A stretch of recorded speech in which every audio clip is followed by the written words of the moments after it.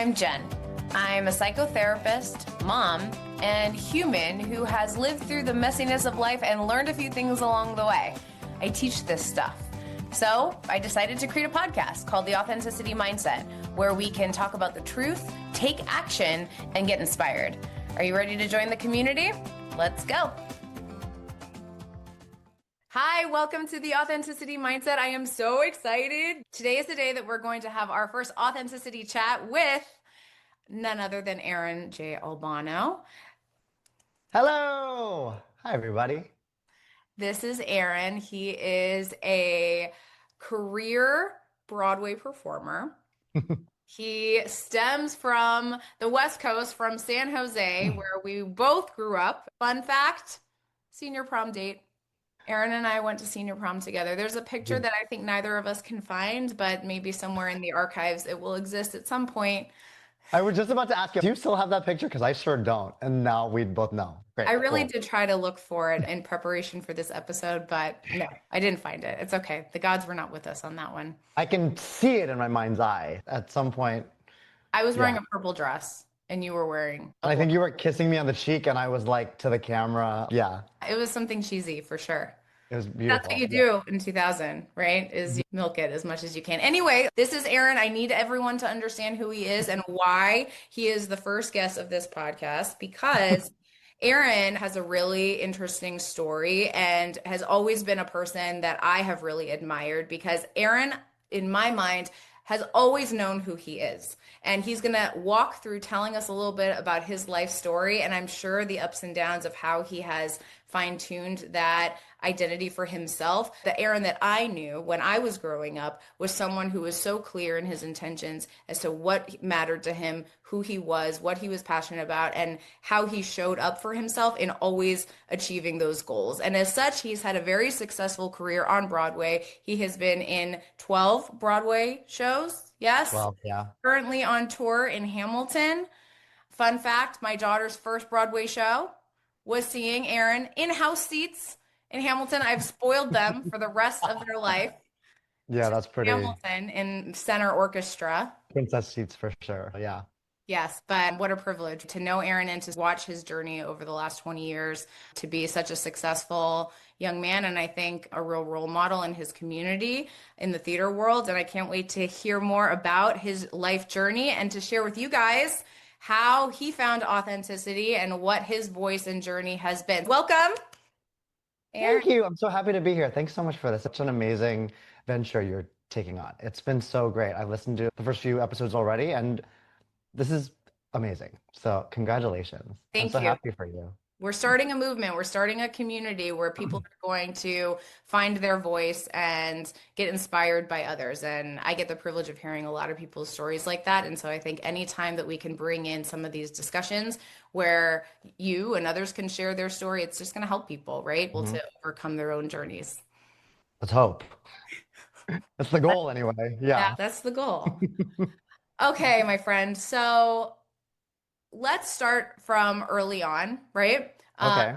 I think of you as quite a successful example of someone who has fulfilled a dream that, in a child's eyes sounds very fantastic and Sure. exciting, right? To be on Broadway, to be a dancer, to be a singer, to have the limelight in one's eyes. I'm curious as to how that dream started for you, and if you could tell us a little bit about your support system and your family and where you started to develop this idea of who you wanted to be and the support that you got along the way. Sure. I think what's so funny is that you were there for a lot of this. So that's it. Aaron and I went to high school together. We went to high school together. And so I think a lot of my journey began. And it's so funny to hear you describe me as self-realized so early on, because in my mind, I didn't know who I was at all. But I'm glad that I was outwardly fooling everyone into thinking they knew exactly who I was. And I think because my theater journey began around middle school, high school, where I discovered theater at our local children's theater, San Jose Children's Musical Theater, that is still around. My nephew is doing shows there now, and he is in, and it is wild to watch Is he because it killing is it? Does he have the genes? He's definitely killing it. It's weird to watch. I don't want to say like history repeating because who knows what history does, but he's definitely into it as much as I was back in the day. And yeah, my journey started there. And then at the time, the high school we went to was the Performing Arts Magnet, Lincoln High School, those of you who are familiar with San Jose, Alliance. California. And I think my journey continued there to learn how to be a performing arts theater kid. Do you think you had a choice? Do you think that consciously at the time, do you think that you chose to be a performing arts person, or did the environment influence you to be a performing arts person? I definitely, in terms of the like the existential part, probably not. But like the immediate circumstances, would my parents have loved me to be interested in other things? Would my parents have loved for me to go to YB, like, and just be in a normal high school and not a Glee high school? Sure. And so their allowing me to do that was definitely by choice. They preferred that I go be a doctor or a lawyer. Was that Millennial a Asian discussion parents, point in your house when you were growing up? not a discussion. We never really talked about any of it. They were just supportive, reluctantly supportive, I'll say in that way. But yeah, I remember them being fine with my pursuit of theater. And only when I achieved success, like maybe my third Broadway show, that's when my parents were like, oh, okay, I guess you're doing this then. Took that long into adulthood for them. Because I think there was a world where it was still a little cool. You'll do this, but then you'll actually go and find something real to do. Right, Like make money and be a yeah, grown you'll up like and have a real job. Again, never said in those words, but it was that sentiment of, yeah, you'll do this until you do something else. And I think only when around, yeah, again, I use quotes because the success as presented by financial stability and lifestyle things that parents want to make sure their kids are taken care of in that way. It was when I was starting to achieve those things that they were like, okay, I guess you're a Broadway performer now. Every time I find myself unemployed, they're really worried because that's not a thing that exists. sure. Every time a show closes or I'm done with a contract and I'm unemployed, my mom is, do you have any more auditions? Are you going to do another show? What are you doing next? Which is Because interesting because I don't yes. know if a lot of people from the outside world really Mhm. understand that about Broadway performers because Broadway is the apex, right? Like you have made it if you're on Broadway, but I don't think a lot of people realize how much unemployment and Yeah. fear of the next step is actually a part of that journey, which is why to me, and when I think from the outside about your experience and your story, I think that you're successful in part because you have created an opening for yourself where you're a career performer. You've always Yes. been busy, at least how I've been able to see you from the outside in. And so I'm curious about what that internal journey has been because I imagine there are many times where you're like, holy fuck, what am I doing? How am I supposed to know the next step? Did I even make this choice correctly to begin with? Meanwhile, the outside us are like, oh my God, Aaron's so successful. Look at him. Sure, absolutely. And this is a perfect sort of to get really authentic about this. It's that aspect where the Muggle world does not understand the ins and outs and the nuances of the performing environment, especially now with social media and the media landscape we live in now.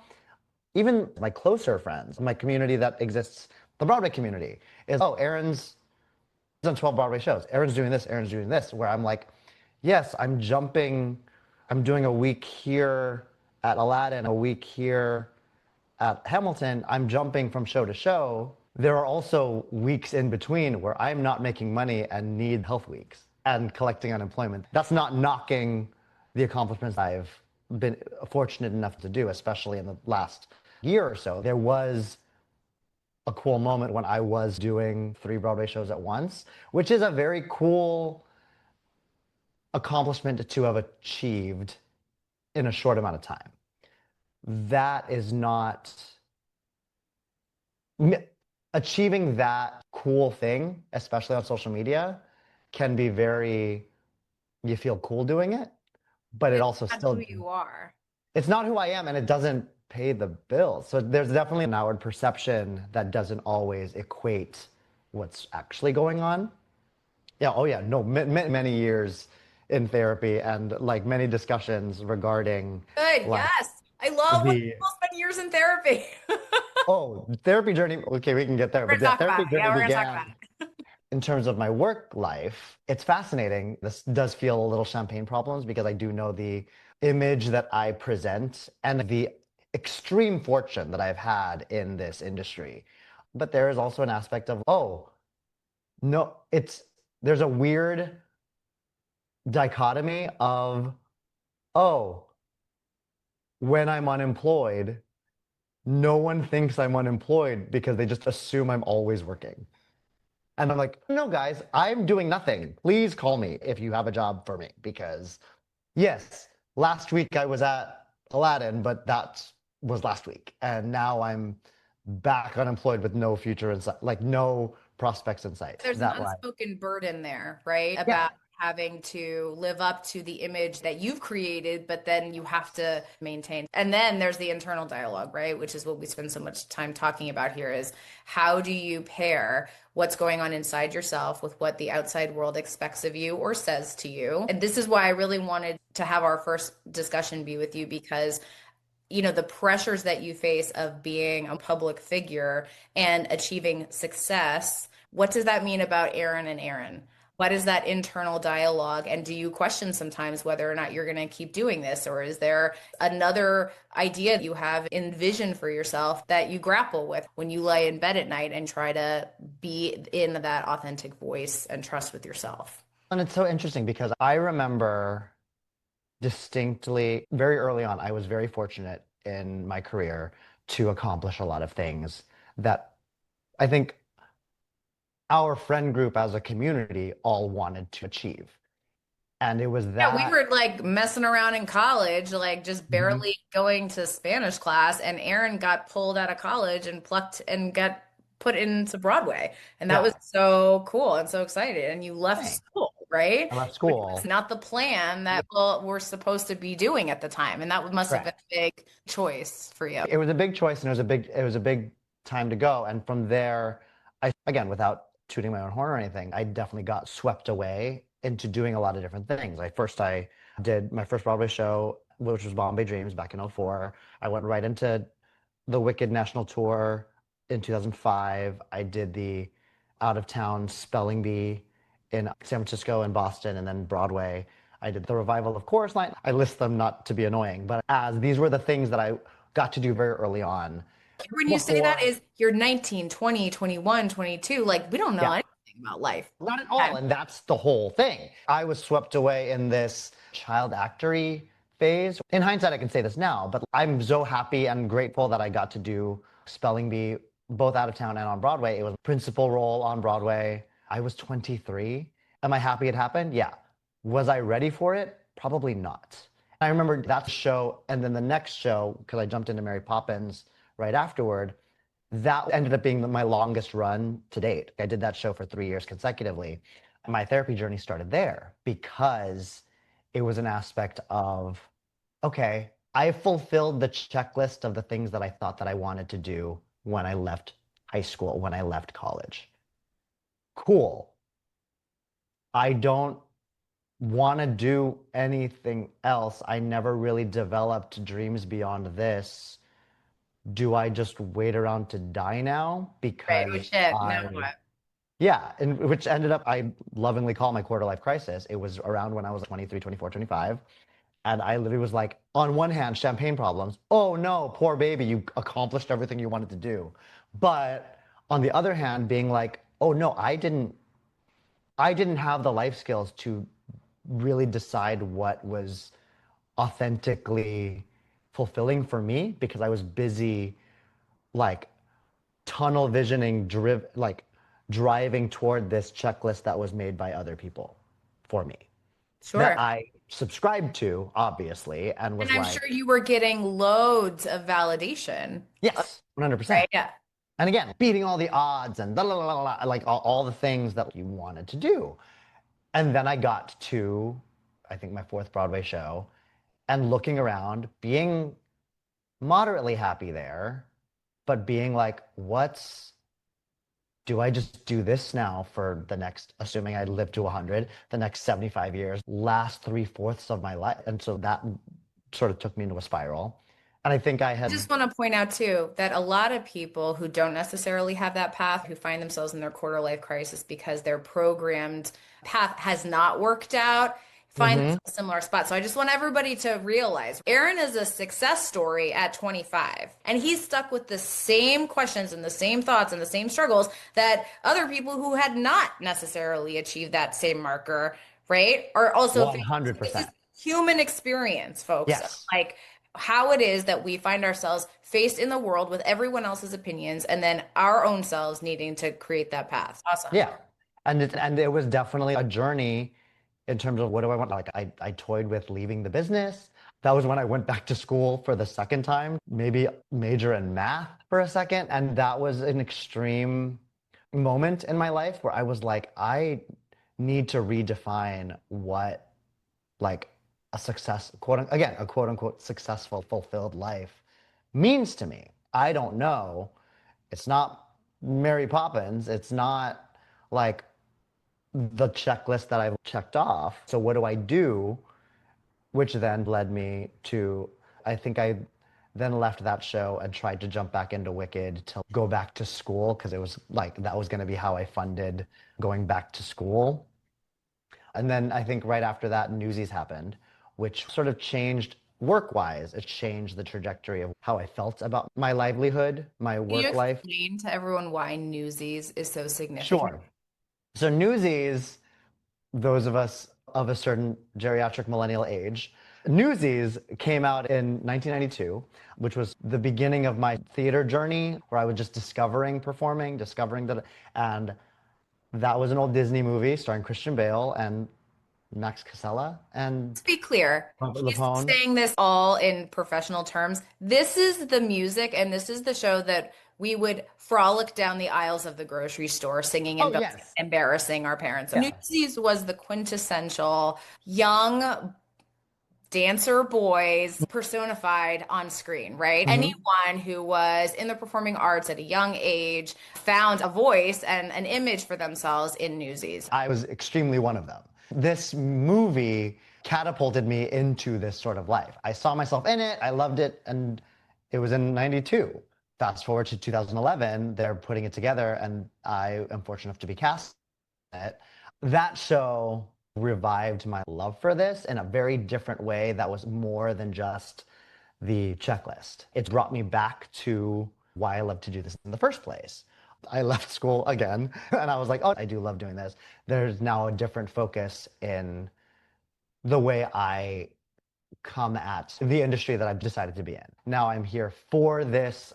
The new priority for me is no, my dancing shoes aren't done yet. Yes, I've done a principal role in the normal, quote unquote, normal trajectory of this. Oh, once you do principals, you just always do principals. I was like, no, my dancing shoes aren't done yet. I want to continue to dance. I want to Which is be a this choice person. too, right? A Yes. lot of people, I imagine, struggle from an ego standpoint, able to, once I'm principal, that's it, that's all that I'm doing. Humility is something that, to me, in knowing you, has always been such a through line. You have been a kind and generous person despite your success Oh, thank you. always throughout. And I think that is one of the unique qualities about you that I can only imagine has helped you sustain the career that you've had because you've been willing to go up and down and back and forth and Sure. just be part of the process. And that I imagine like the 8-year-old inside of you, right? Like the version of you that was not yet corrupted by the success that would be possible and the validation Mhm. that could come your way. That little boy had some sort of image that it sounds like reawakened during this Newsies time. Yes. And I think that's where it definitely reawakened. It definitely changed my perspective on what we did because it was also an interesting sort of shift as well in that show because prior to that show, I was always the young person in the show. That show was comprised of a lot of younger kids, younger young adults. Some of them were kids. But because of my age, I shifted into a more leadership, older brother Mm. role in that show. not in the show, but in the community of that show. I had a bunch of younger brothers now that looked to me to figure out how to do this. I think Newsies was my sixth Broadway show at the time. We had a lot of Broadway debuts, and they looked to me to like, how do I be in this space? How do I be in this community? How do I? And so I, which is something that I did love. It was definitely a shift in my role in the community, but that's my beginnings of feeling like a leader, feeling like a mentor in this. And that's what the next 10 years became, where I became more of an authority figure in this community, where where I would have friends. And also in that aspect where I now watch some of my newsy brothers continue on and shine and excel. I look at them with pride because they're my younger brothers. Whereas another version of Aaron would look at them with annoyance and competition. That's been a shift in my perspective on this because I'm like, that's not what we do anymore. There seems to be more of a passion project of advocacy that Hmm.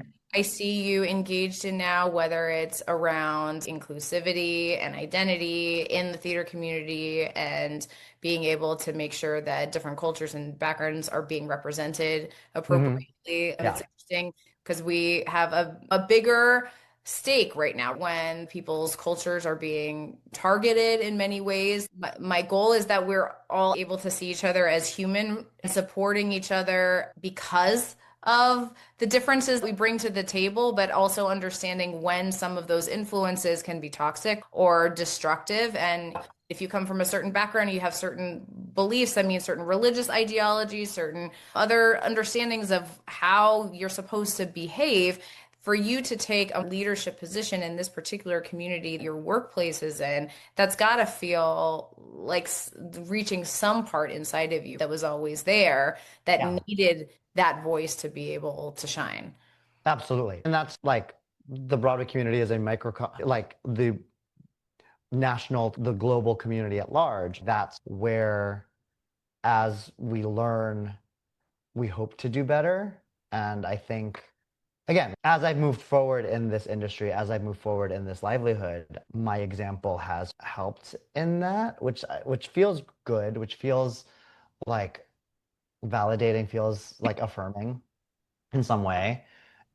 And then again, not like therapy notwithstanding, like I also to get more insular about like nowadays, like I've jokingly but not jokingly in my therapy sessions been like, oh yeah, no, we're in the midlife crisis where I chose to come back to dancing, and now I'm at the space where my these knees are done. These knees are almost done. These knees are like on the way to be done. And I need to figure out what my life looks like post dancing.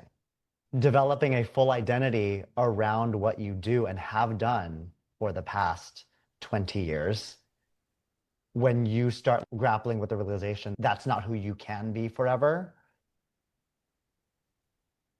Are we allowed to cuss here or are we not allowed to? I've dropped F-bombs already a couple Oh, times. oh, fierce. Okay, great. Yeah, it fucks with your brain. I can't be a newsie forever, and yet I feel like I can be. It's that sort of juxtaposition that I'm now struggling with. Luckily, God bless, I've been blessed with that to look a little young. I think our entire generation looks The younger than we babies. do. Something was in the water when we were all growing up, which is great. I was talking earlier about jumping on the Botox train. I'm still thinking about it. My kids will let me, but I just may not tell them. It's okay. Yes. I think it's You okay. don't need it though, you know? Everyone can do what feels good for them. Sure, 100%. Just to affirm that this would be a like if you want, because you do not need. Appreciate it. Yes, but it's that aspect where I'm like, it is funny. It's a story that I tell them because before I came out to this job, my agent called me with an audition. This is for your theater listeners because this gets a little niche. He called me and he was like, "Hey, I have an audition for you." I was like, "Okay, great." He was like, "It's an audition for Into the Woods." I was like, "Oh, great." He's like, "Yeah, it's for the baker." And I paused and I was like, "For the baker?" And without a beat, he said, "Oh, you think you're a 42-year-old Jack?" I said, "Excuse me. I get it, but give me a second. I need to mourn the Jack that I never played." And then once I get around to thinking that I'm a baker, I actually really enjoyed it, enjoyed doing the audition. But I was like, hold on, wait a minute. And that's a perfect encapsulation. I haven't thought of myself as a baker forever. And not only am I a baker now, the world around me is, oh, really? You think you're still a Jack? It's that almost like laughable, oh, God bless. And also, you got to think about all those people who probably are like, one day Aaron's going to find out that he's not a Jack. This is probably what people have been thinking for a while now. And then holding space for, okay, I'm still going to be good with what I choose moving forward, whether or not you go baker or not, right? Yeah, But being able to also appreciate it doesn't really matter whether or not this impression is fulfilled. The world has decided about me long ago or not. I think we for all kind sure. of experience that as we're trying to find our footing, is that we have to confront the shit that people think about us or think falsely about us or didn't Mhm. know to be true about us the whole time Yeah. and assumed all along. And then how that looks when certain decisions are made moving forward versus you being okay with it and deciding to take that step because it's right for you. Yeah, absolutely. It's definitely along the continual authenticity journey. It's okay, who am I now? And I Mhm. feel like that is not a unique situation. The nuances of it for me may be unique, but the continual journey and the continual discovery of who am I now feels pretty universal.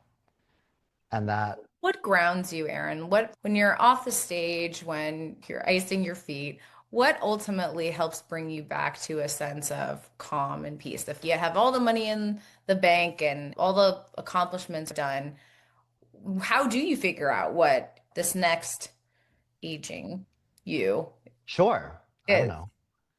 Let me know when you have an idea because I don't know. In I've the been last, telling people you have to start with giving yourself permission to explore it.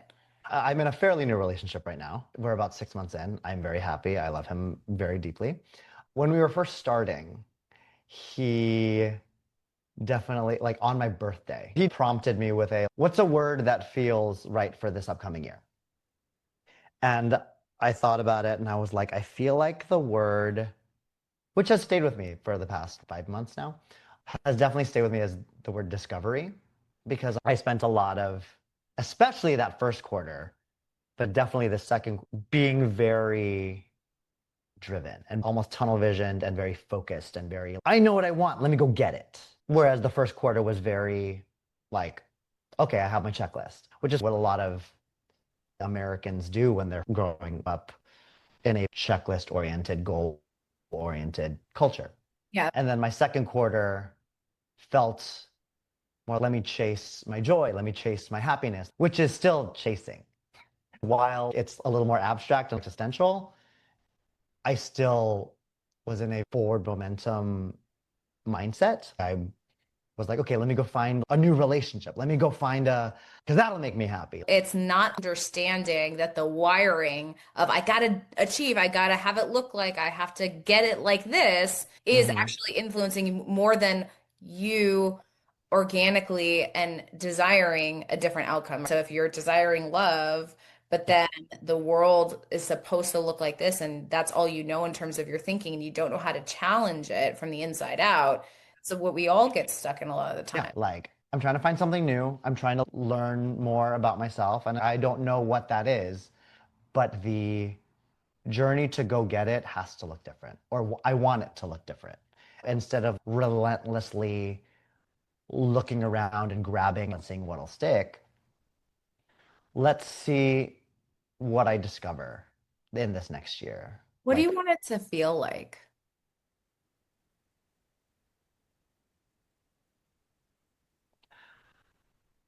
the first word that came into my brain was easy, which is not a good word, but Revealing though. no, for sure. Absolutely revealing. And that's why I said it out loud. This is also like a thing that 16 years of therapy have shown me. Listeners, before we started recording, the way, again, I'm an actor. We are performatively authentic, as you can tell from TikTok and Instagram Reels. And so the first thing that I asked Jenny was like, okay, but do I sound okay? But do you need me to be a certain way so that editing is easy? And I said, Okay, what do you the need hell me are to... you doing? We're gonna And talk I and be and I normal. literally was like, no, but yes, we're gonna talk. But there's authentic, but there's also like authentic in a very curated way. If there's anything to describe the real me from beginning to end as of right now that I've consistently tried to, I'm very curated, which is bad when I you're talking like about authentic. I think that the world that raised you gave you no Sure. choice but to be in that position. Thank So you. I hear you trying to break out of that cage. And that's Yes. great. That's a part of Mhm. this discovery journey for you, right? Yes. Understanding it's not your fault that the performative nature of getting your goals, which you have been very successful at, has Hmm. also helped you understand what safety and survival is. Like for you, having to have it look right and be right in order to survive. So Sure. Yes. maybe Ooh, understanding a there we new go. way of survival where you don't Hmm. necessarily need to have that, where you can be more soft and wounded. Perhaps that becomes a scary new place to lean into, but a more authentic one. Absolutely. And so that's why also, again, because I heard my brain say easy and I was like, that's a horrible word. But we're going to say it because that's what came first to my mind. I think for the next chapter to look like or feel like, you said feel like, there's a better word than easy. Even relaxed is better than easy. And there's a quality of relaxed in discovery where I'm not pursuing and fighting and white knuckling to learn something. The lessons are coming to me and I am accepting them in the manner in which they are approaching me. I think jumping off from there, it's an aspect where, again, going back to my journey with what my work life looks like now, slash, will look like for the foreseeable future, I don't know what that is. I'm still learning what that is instead of being like, I need to know what parts I can play now. I'm like, nah, brah, just okay. Like, you've been here for a while. Let's learn what things are different in a more relaxed way. Let's discover who I am again as an artist in this new environment. I was a different person back then. Even me trying to return to this quote unquote post dance version of me that I had before, that's not a person who I am anymore. So there's a rediscovery of, okay, who am I now with the skill set that I have and how do I present myself? Because that's also an aspect too, where I'm like, once upon a time, I think I can, without sounding gross, attribute a lot of my quote unquote success to the fact that I knew exactly how I presented. I was curated, I was told who I was, and I knew who I was. And so I knew how to present myself and say, this is me. I don't know who that is anymore. Something doesn't feel right about me running around trying to figure out who that is. I think that identity will find me, and I need to be patient and accepting of the information that comes to me in this time. And that's why discovery felt like the best word here. So in last week's episode, I talked about the ability for people to reframe the concept of being selfish. Selfish is not necessarily a bad thing. This is your life. You get one. It goes by Sure. quickly. You want your life to include a continuation of this experience in your career.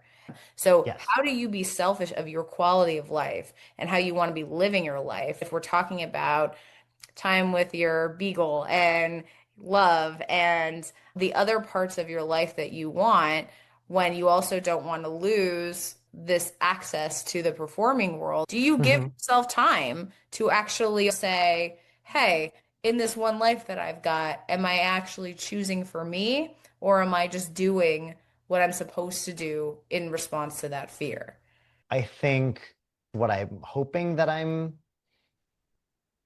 accomplishing in this new sort of mindset as I like have this semi new relationship, as I have limited time left with my dog that I love very much, as I discover this new journey of relaxed discovery of who I am in this field that I've dedicated so much time to. So I'm not minimizing the other things, but at this moment, that takes priority. Okay, Sure. my boyfriend does this time. Okay, my dog does this time. Okay, my friendships do this time. All of these things operate in a circle that I can pivot toward allowing all of them to have equal weight in my life rather than my boyfriend has to always be first, or my dog has to always be first, or my work has to always be first, because that pyramid mindset isn't sustainable. And I think that's what I'm trying to develop instead of just saying it, like actually living it. Finding partners that understand that feels the best way to achieve everything I want. Does that answer how to be selfish? I think so. Because it's less about, I want all of these things to be out of 10. I think it's my perspective on them that allows them to be a 10 in my head Yeah. rather than expecting them all to be 10s, always And and who forever. defines what a 10 is? Correct. Like that's where I think my secret to life can be found. Who knows? I may change my mind in 5, 10, 2 years. But as of right now, this feels like the most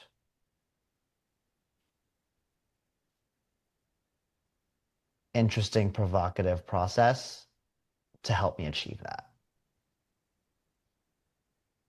Do you find that having that process parallel with how we're all processing being in the world and in this country right now? I find it to be challenging at times to decide what part of my voice I want to share versus what I think is probably best kept quiet. I feel guilty sometimes about staying quiet, but also don't want my thought process and journey to be consumed with things that I can't control.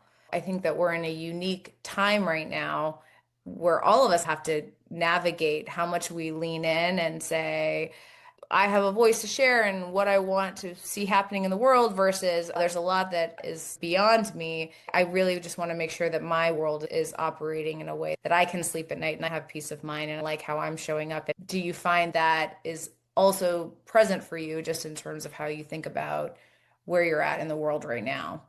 Yeah, I think so. It's tough because I think, again, in this new sort of media age, every generation has its buzzwords that are present and yet eye rolly at the same time. I feel like we all in this age like talk about our bandwidth a little too annoyingly.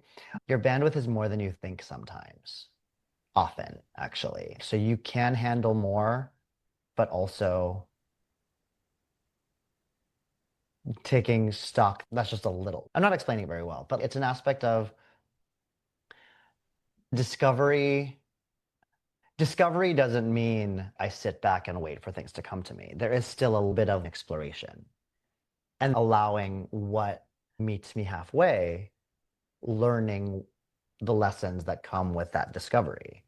I think in that same vein, with the way the world is, how to use our voice, how to be connected, how to be engaged, understanding that you can't take it on all at once because you'll burn yourself out. But also not to resign and not take anything in and using I don't have enough bandwidth as an excuse. I think there is a happy medium. There's a balance, there's moderation there. But I do think that it takes knowing and understanding yourself better for that to even be a conversation with yourself.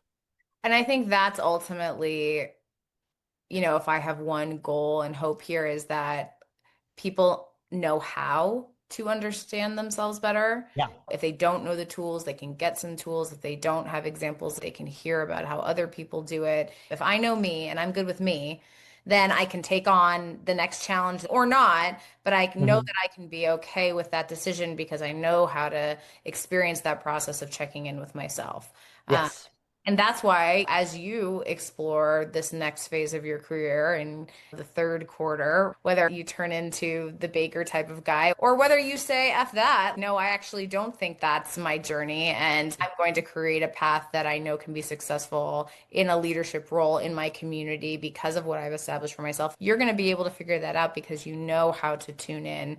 And that's an ongoing lesson. I think even when you think you learned that lesson, it disappears and you have to relearn it again. And that's where it's annoying, but also we've all been, like you said, we've all been conditioned culturally to be very goals focused, be very like end oriented, be results.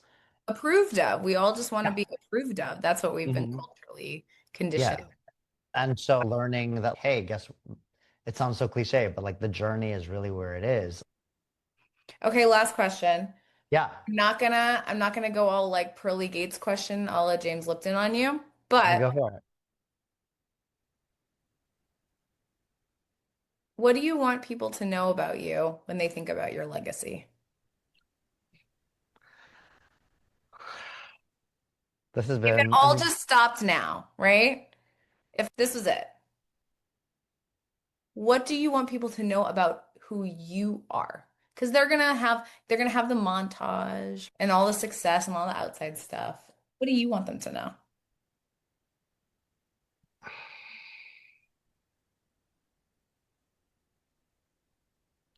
I'm hoping that when all is said and done,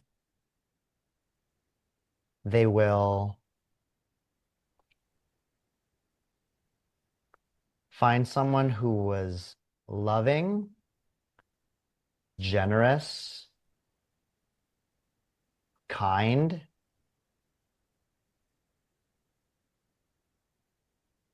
supportive, and reliable. You know what's great about that answer is that you just described the 14-year-old you that I knew. Because that's how I think of you, right? Like we exist in different worlds now, but the world Sure. that I knew you to be when you were 14 was that kind, generous, reliable person, consistent in how you showed up, but Oh, with such kindness and loving nature. So I think you're closer to that presentation than you may be giving yourself credit for. thank you. Maybe the culture has We got to get this culture out of you. But again, what's funny is that maybe there was more of a circle than I realized. When I think back at that kid, I think this kid who was very driven but very full of himself. Because I was living in that kid, I didn't see the qualities that you saw, which is fascinating. That's what we're here for, to figure out the fascinating stuff. Thank you so much, Erin. I loved hearing everything about who you are in your journey, and I'm excited to hear how your journey continues. Thanks for having me. It was great talking to you. Yeah, thank you. Everyone, find Erin online on stage, erinjalbano.com. Check out authenticitymindset.com. We are Hmm. starting the movement. We are going to Yay. create a community, Erin, that we are all checking in and finding that inner voice and not having the outside stuff be so much of what is dictating our lives. So thank you Yes. so much for Thank you. participating in this conversation. Thanks so much. I learned a lot about myself today, which I did not expect. So great. Fun. Yes. Yay. Yes. All right. All right. Bye. Love you. Love you. Thank you so much for listening. I hope you found something that feels right for you. Remember, while I am a psychotherapist, I am not your psychotherapist. So if you're looking for therapy, make sure you find a licensed mental health provider in your area. And I guess like and subscribe because that's what they do these days. We want more people involved, right? Go get it. See you next time.